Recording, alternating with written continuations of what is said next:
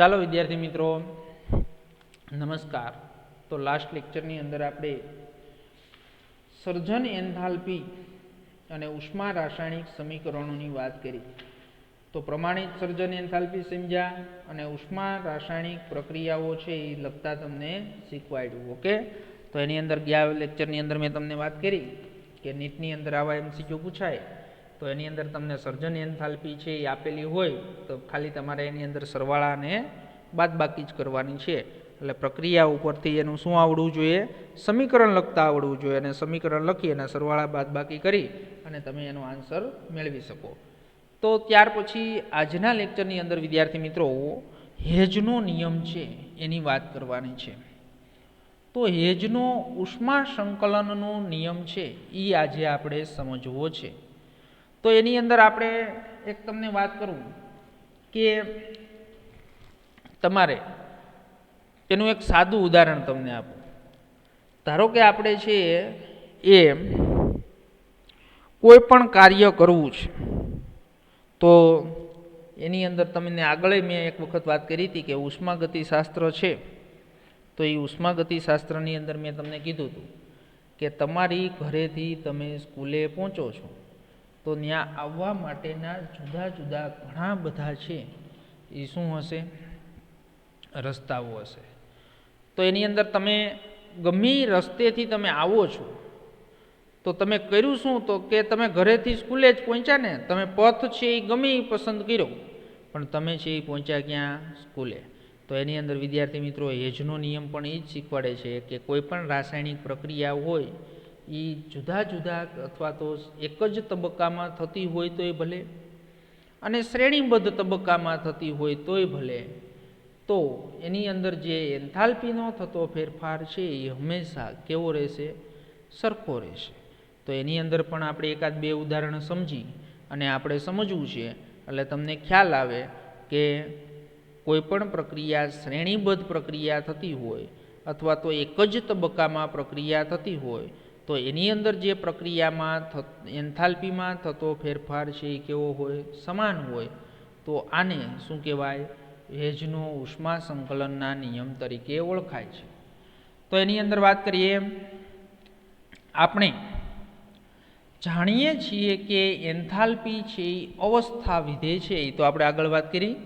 તેથી કરીને એન્થાલ્પી જેની પ્રારંભિક પ્રક્રિયકો અને અંતિમ નિપજો અવસ્થાના પથથી સ્વતંત્ર હોય છે. તો એ પણ હમણાં તમને એક ઉદાહરણ સમજાવ્યું કે ભાઈ તમે પથ રસ્તો ગમે એ પસંદ કરશો તો એનાથી એની જે ઉર્જામાં થતો ફેરફાર છે એ તો કેવો હશે? સ્વતંત્ર હશે. તો એની અંદર જો બીજા શબ્દમાં આપણે રાસાયણિક પ્રક્રિયાના શબ્દની અંદર વાત કરવી હોય તો પ્રક્રિયાનો એન્થાલ્પીનો ફેરફાર પ્રક્રિયા એક જ તબક્કામાં કે શ્રેણીબદ્ધ તબક્કામાં થયેલ છે છતાં સરખો રહે છે. તો આને હેજના નિયમ તરીકે નીચે પ્રમાણે નિવેદિત કરી શકાય. તો કે જો પ્રક્રિયા જુદા જુદા તબક્કામાં થતી હોય તો તેની પ્રમાણિત પ્રક્રિયા એન્થાલ્પી પ્રક્રિયાના મધ્યસ્થવર્તી તબક્કાની, જેમાં એકંદરે પ્રક્રિયાના સમાન તાપમાને શું કરી શકાય? તો સમાન તાપમાને છે એ વિભાજિત કરી શકાતી હોય તો તેમાં તેનો એન્થાલ્પીનો સરવાળો પ્રમાણિત પ્રક્રિયાની છે એ પ્રમાણિત પ્રક્રિયાની એન્થાલ્પી જેટલો હશે. તો એ આપણે આ જે નિયમ છે એને શું કહેવાય? તો આ નિયમને છે એ હેજના નિયમ તરીકે ઓળખાય છે. ઓકે, હાલો. તો આપણે એની અંદર એક ઉદાહરણ સમજીએ એટલે હેજનો નિયમ છે એ ઓટોમેટિક છે એ તમને શું થશે? તો હેજનો નિયમ છે એ ઓટોમેટિક તમને સમજાઈ જશે. ઓકે, હાલો. તો એનું ઉદાહરણ છે એક નીચેની પ્રક્રિયાનું છે, એન્થાલ્પીનો આપણે શું કરવો છે? ફેરફાર ગણવો છે. કાર્બન ગ્રેફાઇટ લીધો એ સોલિડ છે, એની સાથે 1/2 ઓટોની પ્રક્રિયા કરી એટલે એની અંદર તમને શું મળ્યું? તો એની અંદર છે એ તમને કાર્બન છે એ કાર્બન શું મળ્યું? તો કાર્બન મોનોક્સાઇડ છે એ આપે છે. તો કાર્બન મોનોક્સાઇડ એટલે અહીંયા ડેલ્ટા H એન્થાલ્પીનો થતો ફેરફાર તમારે શોધવો છે. તો CO2 છે એ શું છે? તો CO2 છે, CO છે એ શું છે? મુખ્ય નિપજ છે. તો CO છે તો એ CO છે એ શું છે? તો CO છે એ મુખ્ય નિપજ છે. છતાં કેટલોક CO2 વાયુ પણ આ પ્રક્રિયામાં બને છે. તેથી આપણે આ પ્રક્રિયાનો એન્થાલ્પીનો છે એન્થાલ્પીનો ફેરફાર સીધો જ ગણી શકીએ નહીં. જો આપણે એવી કોઈ પ્રક્રિયાઓ શોધીએ કે જેમાં સંબંધિત સ્પીસીઝમાં સંકળાઈ જતી હોય તો ઉપરની પ્રક્રિયા માટે એન્થાલ્પીનો છે એન્થાલ્પીનો ફેરફાર છે એ શું કરી શકાય? ગણી શકાય. તો આપણે નીચેની પ્રક્રિયાઓ છે તો એ નીચેની પ્રક્રિયાઓ આપણે ધ્યાનમાં લઈએ. તો નીચેની પ્રક્રિયાઓ છે એ ધ્યાનમાં લઈએ તો એની અંદર શું છે? Carbon solid. તો કાર્બન સોલિડ છે એની જો તમે O2 સાથેની પ્રક્રિયા કરો તો કયો વાયુ મળે? CO2. તો એની અંદર ડેલ્ટા RH0 છે એ શું છે? તો કે -393.5 કિલોજૂલ મોલ ઇનવર્સ જેટલી ઉર્જા છે એ મુક્ત થાય છે. પણ હવે કાર્બન મોનોક્સાઇડ સાથે 1/2 O2 ની પ્રક્રિયા કરો તો શું મળે છે આપને? CO2 વાયુ આપે છે. તો એની અંદર ડેલ્ટા RH0 છે એ શું આપ્યું છે આપને? -283.0 કિલોજૂલ આપેલ છે. તો હવે જો આપણે ઉપરની બંને પ્રક્રિયાઓને એવી રીતે સંયોજીએ કે ઈચ્છિત પ્રક્રિયા મળે કે 1 મોલ CO ને છે એ જમણી બાજુ મેળવવા માટે સમીકરણને પ્રતિવર્તી લખી શકાય અને ઉષ્મા ઉદ્ભવવાના બદલે અહીંયા શું થશે? તો ઉદ્ભવવાના બદલે ઉષ્મા શોષાશે. આથી આપણે ડેલ્ટા RH મૂલ્યની સંજ્ઞા બદલી નાખશું. તો હવે એની અંદર જોવો જોઈએ કે આ રિએક્શન છે એને હું ઉલટાવી નાખું. CO2 છે એને આ બાજુ લઈ લઉં અને CO અને O2 ને આ બાજુ લઈ લઉં તો આ જે સંજ્ઞા છે ઉષ્માની શું થશે? બદલાઈ જશે. તો કે CO2 માંથી કાર્બન મોનોક્સાઇડ અને 1/2 શું મળે છે? O2. તો ડેલ્ટા RH0 છે માઇનસ હતું એની જગ્યાએ આપણે શું કરી દીધું? પ્લસ. તો એ તો આપણે આગળ 2-3 વખત ઉદાહરણની અંદર સમજી ગયા. તો હવે જુઓ સમીકરણ 1, સમીકરણ 2 અને સમીકરણ 3. તો હવે સમીકરણ 1 અને 2 નો શું કરાય? તો સમીકરણ જો આવડવા 1 ઓકે અને આ સમીકરણ નંબર છે એ શું છે? 3. તો સમીકરણ 1 અને સમીકરણ 3 નો છે એ સરવાળો આપણે કરવો છે. તો સમીકરણ 1 અને સમીકરણ 3 નો સરવાળો કરતાં આપણે ઈચ્છિત સમીકરણ છે એ સમીકરણ મળશે. તો એની અંદર છે એ શું છે? ગ્રેફાઇટ પ્લસ 1/2 O2 અને CO મેળવ્યો. તો એના જેના માટે છે એ શું થશે? તો એ બેનો સરવાળો કરી નાખો એટલે આપણે કાર્બન મોનોક્સાઇડ મળ્યો. તો એની જે પ્રક્રિયા એન્થાલ્પી છે એનો પણ આપણે શું કરવો પડે? સરવાળો. તો કેટલી મળી? -110.5 કિલોજૂલ મોલ ઇનવર્સ જેટલી આપને ઉર્જા પ્રાપ્ત થઈ. સમજાઈ ગયું આખું રિએક્શન? ખબર પડી? તો આને શું કહેવાય? હેજનો નિયમ. તો સામાન્ય રીતે જો એકંદર એ પ્રક્રિયા છે એમાંથી બી ની એન્થાલ્પીનો એક જ તબક્કામાં ડેલ્ટા RH હોય, ડેલ્ટા RH1 હોય, 2 હોય કે 3 હોય તો જુદી જુદી જો મધ્યવર્તી પ્રક્રિયાઓની એન્થાલ્પી હોય એને છેવટે છે એ શું કરી શકાય? તો નિપજ બી છે એ આપતું હોય તો એના બીજા માર્ગે પણ ગણાવી શકાય. જો આ હું તમને છે ને કોષ્ટક સમજાવું ને એટલે આખો તમને હેજનો નિયમ છે એ સમજાઈ જશે.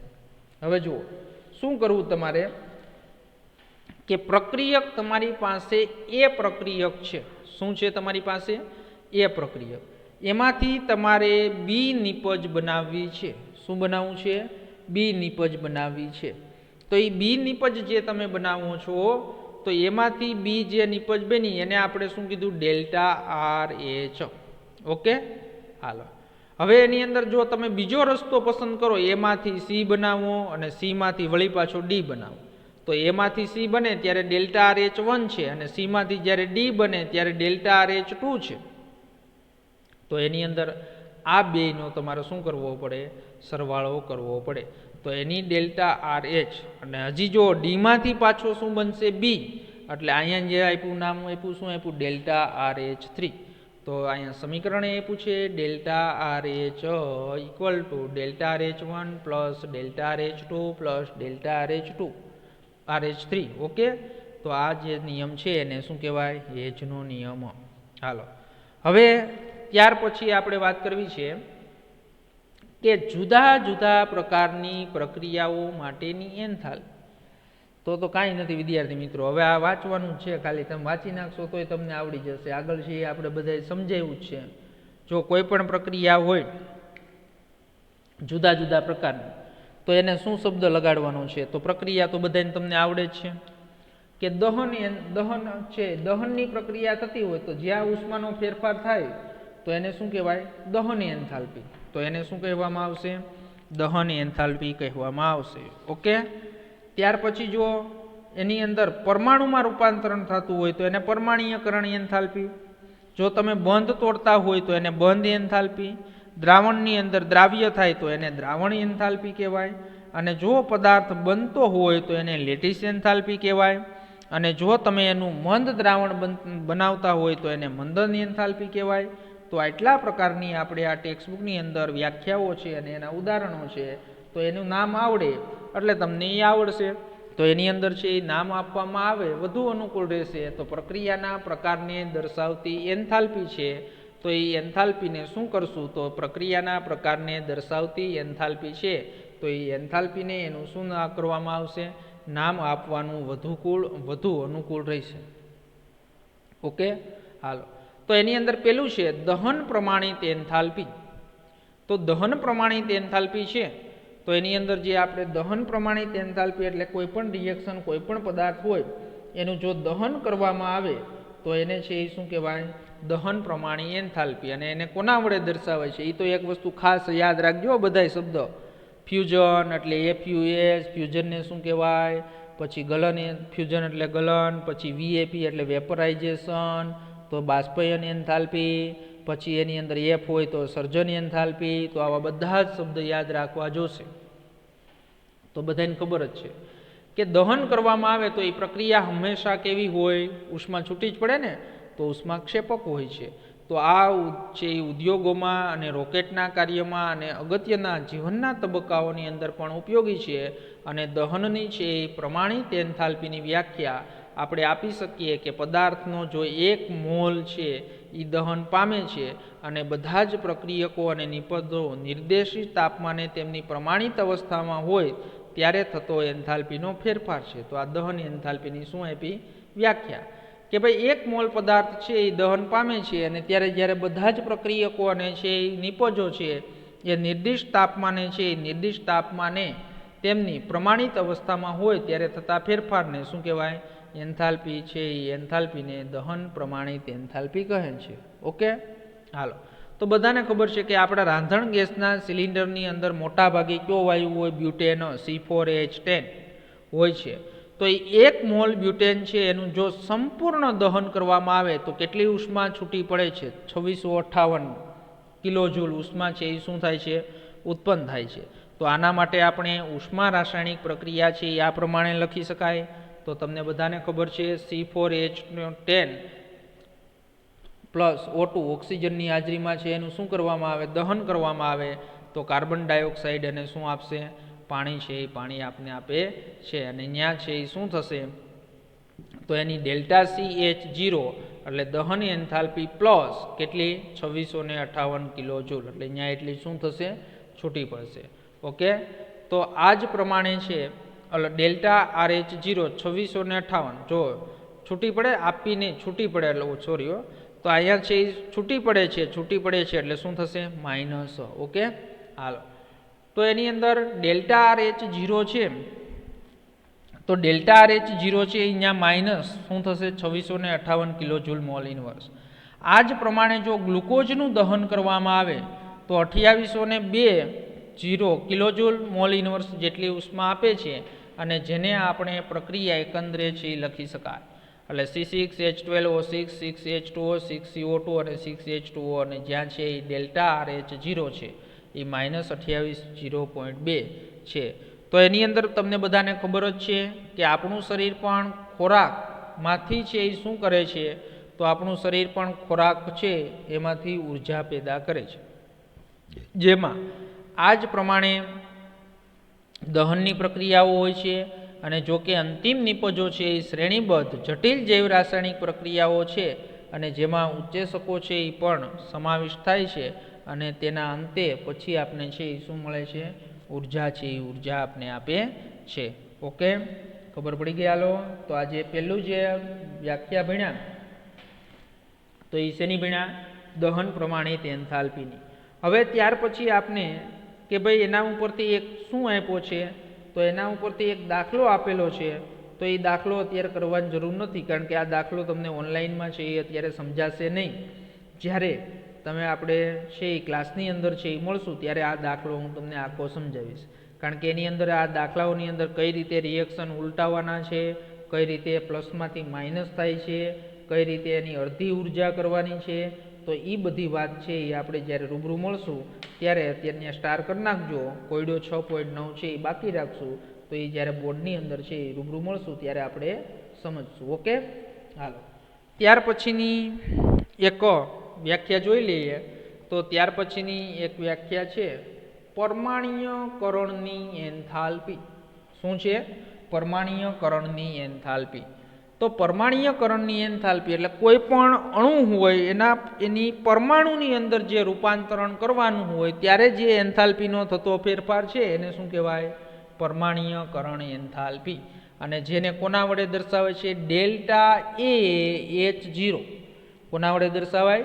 ડેલ્ટા એ H0. તો ડાયહાઇડ્રોજનના પરમાણ્યકરણમાં નીચેનું ઉદાહરણ લઈએ. તો જો H2 છે એ શું છે? અણુ. તો H2 અણુનું વિઘટન થઈ અને શું મળશે? 2H પરમાણુ. તો ત્યાં જે ઉષ્મા છે થતો એન્થાલ્પીમાં થતો ફેરફાર, તો અહીંયા જો શું આવ્યું છે? પ્લસ 435.0 કિલોજૂલ મોલ ઇનવર્સ છે. એટલે એનો મિનિંગ શું થશે? પ્લસ છે.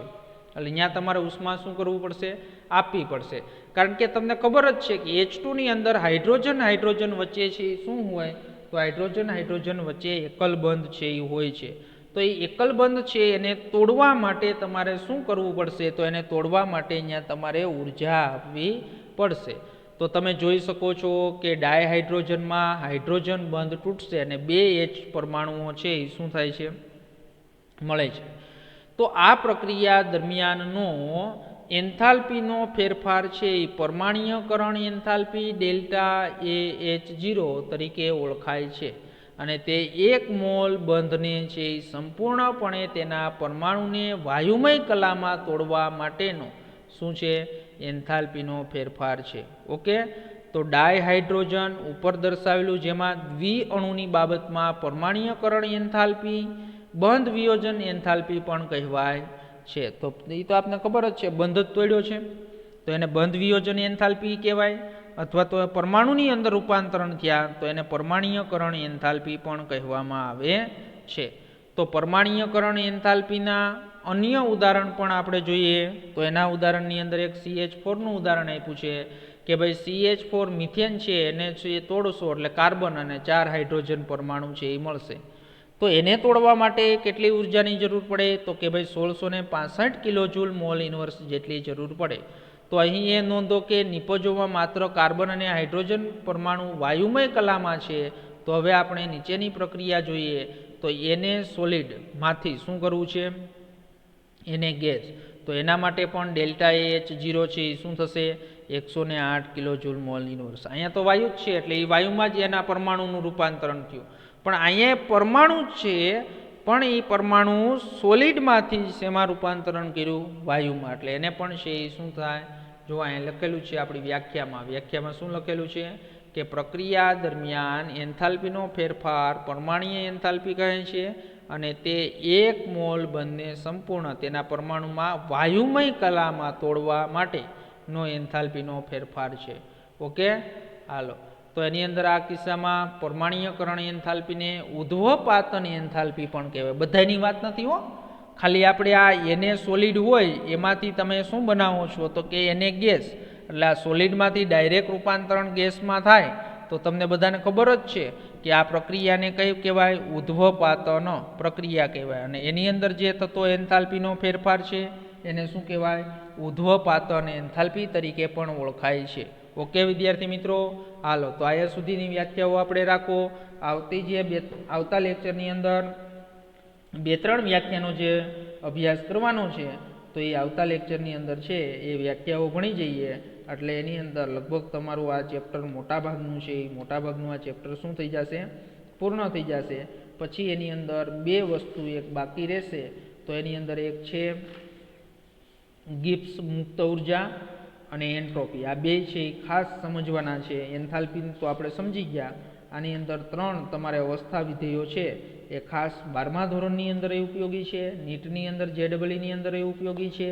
એટલા માટે બાકી તો તમે 30% જે સિલેબસ લેસ કર્યો છે એમાંથી આ અડધું નહીં પણ જાજુ અડધા કરતાં પણ વધારે આ ચેપ્ટર છે એ કાઢી નાખવામાં આવ્યું છે. પણ આપણે અહીંયા છે એ JEE અને નીટની તૈયારી કરવાની છે એટલે આપણે એક પણ ટોપિક છે એ કાઢતા નથી અને છે એ સંપૂર્ણપણે આપણે સમજવાનો છે. ઓકે, તો વિદ્યાર્થી મિત્રો અહીંયા સુધી કમ્પ્લીટ તૈયાર કરી નાખજો. એન્થાલ્પીની વાત અહીંયા છે એ આપણે હવે તો આ બધી વ્યાખ્યાઓ છે એટલે એન્થાલ્પી પૂર્ણ થશે. પછી આવશે એન્ટ્રોપી આવશે અને ગિબ્સ મુક્ત ઉર્જા છે એ ગિબ્સ મુક્ત ઉર્જાની આપણે આગળના લેક્ચરોની અંદર વાત કરીશું. ઓકે.